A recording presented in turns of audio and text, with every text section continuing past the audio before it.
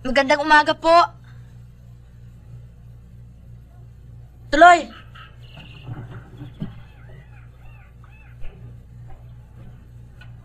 Dito po ba nakatira si Arnold Zaragoza? Sino ka? Kaibigan po niya. Sino ka nga? May pangalan ka, no? Si Cecil po, Cecil Ventura. Sandali lang, tatawagin ko. Ganitong oras, tulog pa yun eh. Salamat Dali po. ka.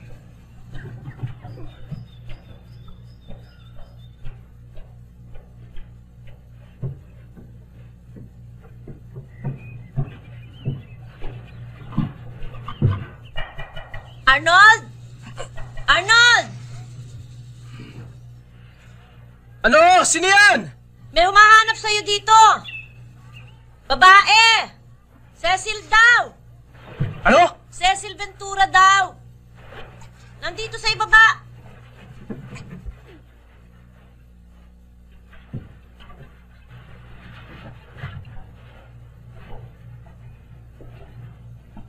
Sandali lang! Sino ho? May humahanap sa'yong babae. Cecil daw. Oh, anong ginagawa mo rito? Ayoko nang pumunta sa States eh. Nagalit sa akin ng papa. Pipilitin lang ako noon, kaya tumakas ako. Hindi ka ba natutuwa at magkasama tayo uli? Siyempre. Bakit ganyan ang mukha mo? Ses, magdamag lang ako nag-review. May exam kasi ako mamaya eh. Mahirap lang mag-smile pag puyat ang tao. I'm sorry, Arnold.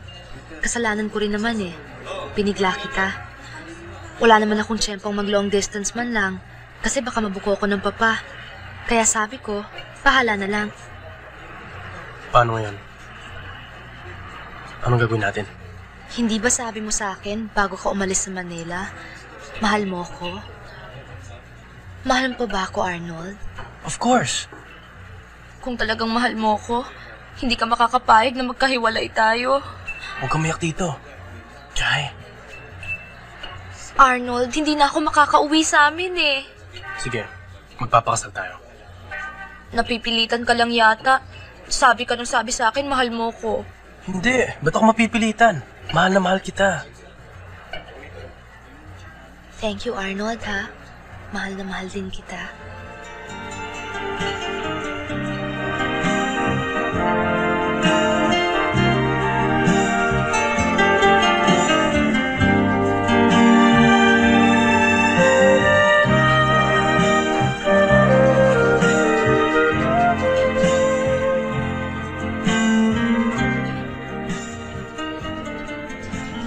Please come on the Friday for your pre-marriage counseling. And after 10 days, you can get your license for marriage. Yes, ma'am. How old are you, my dear? 21, ma'am. Ano? Ay, naku, hindi. Aba, naku. Eh, bakit pa tayo gumawa ng reglamento? Kung susuwayin din lamang naman natin. Mahirap na, Arnold. Aba, alam mo naman ang patakaran ko dito di ba? Miss Amor, wala na ako kasi siyang ibang mapupuntahan eh. At wala na rin akong pera pambayad sa kanyang hotel. Aba, bakit hindi mo muna inisip yan bago mo siya inimbita dito sa Baguio? At saka isa pa, Arnold, ano na lamang ang sasabihin ng papa mo kapag nalamang pinayagan kitang may kasama kang babae dyan sa kwarto mo? Nako, pati ako itutulak din sa pagkakasalan yan Teka. Marami namang mga pension houses dyan Bakit hindi na lamang siya dun tumuloy? Mga mura naman. Teka hanggang kailan ka ba dito sa Baguio Hindi pa ako namin nasisigurado. Namin? Teka. Nagtanam ba kayo? Hindi pa ho. Pinuntahan ko lang po siya dito sa Baguio. Matagal na ho kaming on. Anong on? Maski pa in. Hindi kita mapapayagang sumama kay Arnold sa kwarto. No. On, ha? Miss Amor? Miss Amor, please lang. Oras na makakuha po ako ng ibang matitirahan, lilipat po ako kaagad. Nagbiyahe pa ho ako mula sa Maynila Pagod na po ako. Kailangan ko lang naman po ng matutuluyan Sige na naman, Miss Amor. Please lang. Nako, Diyos kong mga bata kayo, oo. Arnold, papatayin ako ng papa mo kapag... Problema ko na po yun. Paano, Miss Amor? Nako alam nga naman maging cargo de konsensya ko pang mapagtabuyan kita, no? Basta sige, papayag ako. Pero sa isang kondisyon. Dito ka sa ibaba, dyan sa isang kwarto, ha? Di Opo. pwede sa taas. Di pwede. Maraming salamat po, Miss Amor. Pag kinasal po kami, kayong kukunin naming ninang, ho? Nako, hindi na.